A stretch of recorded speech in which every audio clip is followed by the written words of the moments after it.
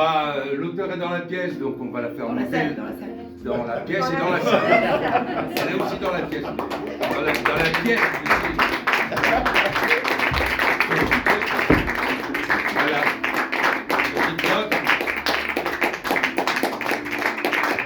C'est un prétexte. C'est ce qu'on se pense. Ah oui, vous devez vous demander de quel droit cette femme qui paraît quand même tout à fait hétérosexuelle, blanche, Quand il te voit là. normale, un peu vieille même, a pu produire une pièce pareille. Je me le demande aussi. Non, c'est que, en fait, le début de la pièce, c'est ce qui m'est arrivé. C'est-à-dire, j'étais avec mon compagnon, rue Balzac, exactement, on sortait du cinéma, et sur une poubelle, on voit un étui Vuitton, pardon. Et bon, moi, je suis attirée évidemment en tant que femme par l'étui Vuitton. Je m'empare de l'étui Vuitton, je l'ouvre, je vois un passeport. Ah, un passeport, c'est dommage, c'était pas du fric.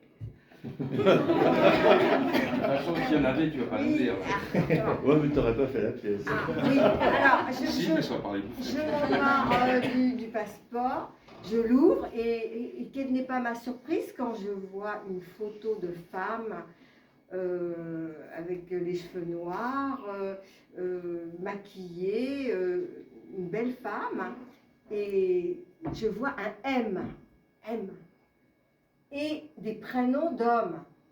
Elle vient d'Amérique latine. Ça, évidemment, ça excite un peu mon imagination, puisque déjà, je suis un peu auteur. Donc, je me dis, oh, c'est quand même curieux, ça. Oh, j'aimerais bien lui restituer à cette personne son passeport. Mais comment faire? Alors, j'ai eu beaucoup de chance, parce que dans le passeport, il y avait un document bancaire, avec le nom de la banque, un téléphone. Donc, aussitôt arrivé chez moi, j'ai téléphoné à la banque et j'ai dit, vous n'allez sûrement pas me donner le numéro de la personne. Hein. Mais si, on peut vous le donner, je vais vous le donner. On me donne le numéro, j'appelle cette personne, très intriguée. Je me dis, est-ce que ça va être une voix d'homme, une voix de femme? Je ne sais pas. Voilà. On aurait pu lui dire, c'est toute la vérité jusqu'à tel moment. Alors, on me donne le numéro de cette personne, je l'appelle et je lui donne rendez-vous en bas de chez moi, dans un bar en bas de chez moi. Et là, je vois une personne habillée tout en rose. Voilà.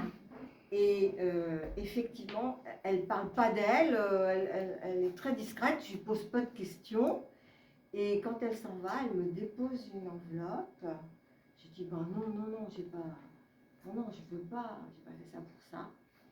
Et je pars, et je ne l'ai jamais revue. J'ai imaginé la suite. J'ai dit, et si je l'avais hébergée, qu'est-ce qui serait passé?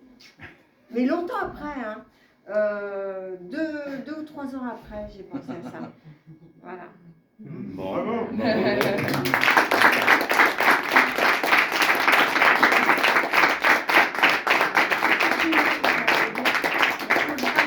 une sacrée aventure qu'on a eue. Et ça n'a pas été facile du tout, et surtout pas facile de trouver cette créature extraordinaire.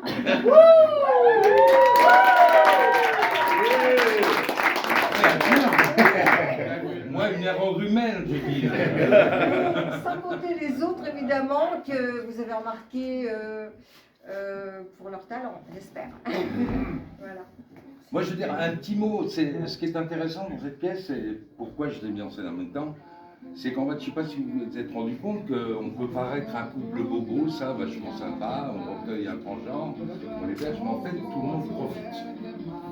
Que ce soit le mannequin qui le drague quand même, que ce soit Elodie, bizarre, elle croit tout mieux savoir que lui, elle connaît les associations LGBT, je sais mieux que toi. En fait, tout le monde, même nous, y compris le papa à un moment, on sait mieux que toi ce que c'est qu'un transgenre. Et en fait, lui, ce qui est bien dans ses répliques, Darwin, c'est qu'il dit à chaque fois, mais vous ne comprenez pas du tout ce que j'ai fait. Donc si ce message passe, dire qu'on comprend, au moins tous les gens qui comprennent un peu ce que c'est que les associations LGBT, la transidentité, etc. C'est toujours pas évident, mais une fois qu'on comprend un peu, on ne comprend rien du tout, en fait. Et c'est intéressant qu'elle ait écrit ça pour donner un autre éclairage sur ce que c'est qu'un transgenre et ce qu'il vit dans sa transidentité, sur son changement, même au changement total, c'est-à-dire au moment de prendre même l'opération d'être 100% femme ou réciproquement si c'est l'inverse. Donc c'était ça qui est intéressant, hein, que ce message passe et qu'on va avoir un autre éclairage sur le parcours d'un transgenre depuis qu'il est enfant.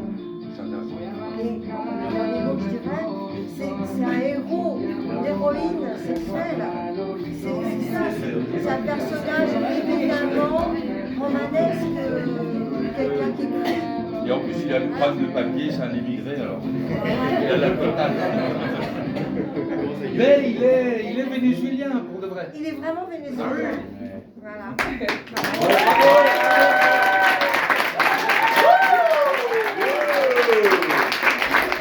Elle est belle, hein, quand même.